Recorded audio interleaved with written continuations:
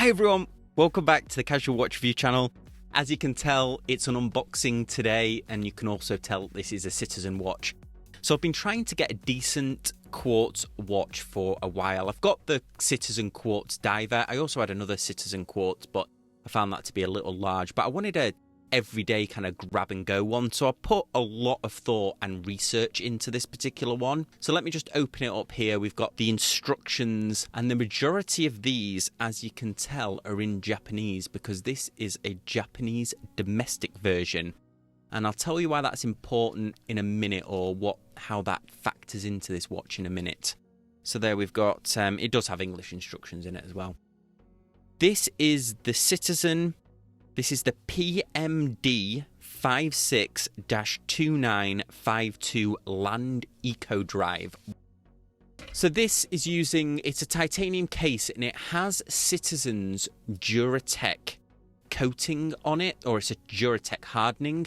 Now, I've made the mistake in my reviews once or twice where I've said that titanium doesn't scratch as easy as steel, but it does.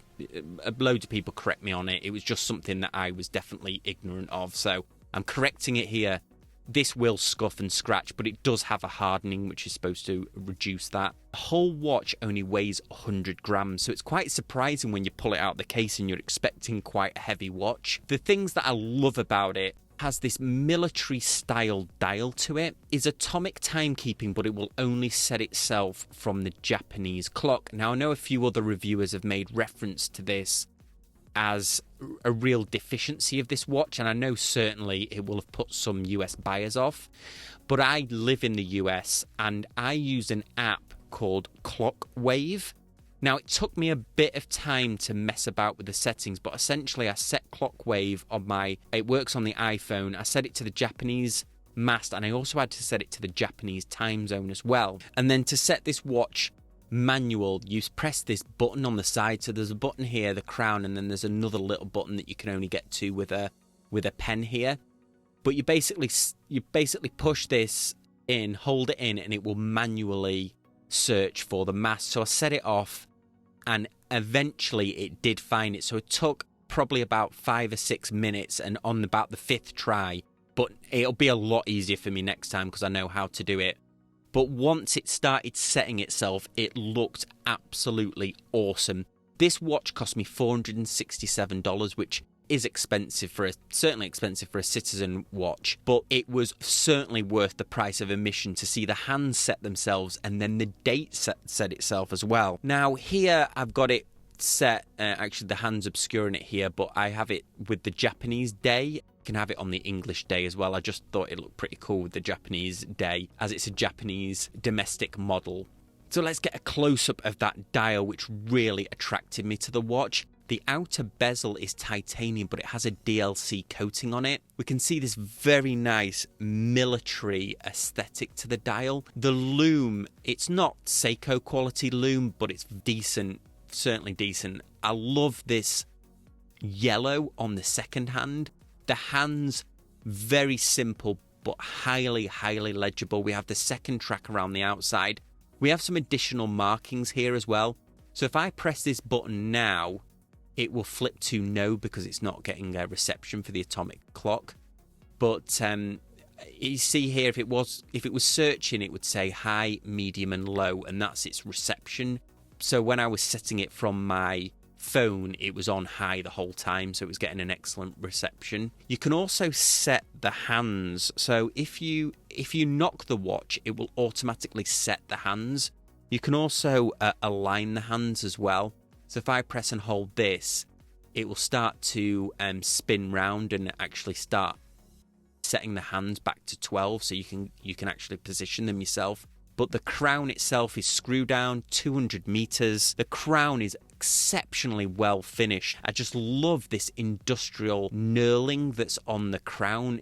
It looks incredible. While this is setting itself back round to the normal time, let's just take a couple of minutes just to talk about the size. So it's got a 41mm case without the crown, a 20mm lug width. Here's the lug to lug measurement. And then if I turn it on its side, it's incredibly only 12mm thick. One of the great advantages of using a quartz movement. It's using Citizen's H100 caliber quartz movement with a variance of plus or minus 15 seconds a month. But as you saw before, you can easily set it from an app. It uses the EcoDrive solar charging. It will last about 6 months on a full solar charge. 200 meters water resistance with that screw down crown. On the dial, it has titanium and then this highly legible Arabic around the outside. I just love the way this dial looks. While we've got it in the close-up, let's just talk a bit about the bracelet. The bracelet is very well machined. The look of it looks awesome, incredibly light. The fold-over deployant clasp here has a double lock, feels very secure, push button release. The other thing it has as well is a diver's extension there, so you can pull it over a wetsuit or just expand it slightly when it gets warm outside. The link's very well machined. It has push pins as well, but I would expect that from a watch in this price category. And then it has solid end links. Unfortunately, there is a few things that I'm not amazed about the bracelet. First of all, you'll see there is a slight gap. It doesn't exactly fit in there. There is a little bit of play on the solid end links here. And the other thing as well is because this is a diver's extension clasp, the deployant part overhangs here. My wrist is 7.2 inches. Because this clasp is so big, I've only been wearing it today. And maybe it's because I'm not overly used to wearing metal bracelets, but I found it to be a bit uncomfortable, really. It kind of digs into my wrist a little bit, even when I have it quite loose. It's just not that comfortable. Maybe I'll get used to it, but it was certainly something that I noticed almost straight away. I'll probably take this off and put it on a NATO strap. Okay, let's finish up here with a wrist shot. So here we have it on my 7.2 inch wrist. So you can see the clasp is quite large there, but the rest of the watch, very comfortable, very wearable, grab and go quartz. I love that flash of yellow on the second hand there. In fact, the handset, again, highly legible. You can see it from afar. I think they've done a fantastic job of this, to be honest.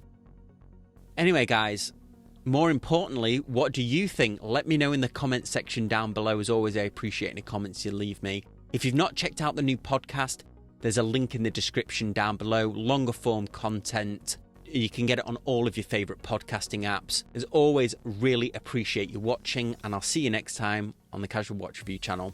Thanks, guys. Bye.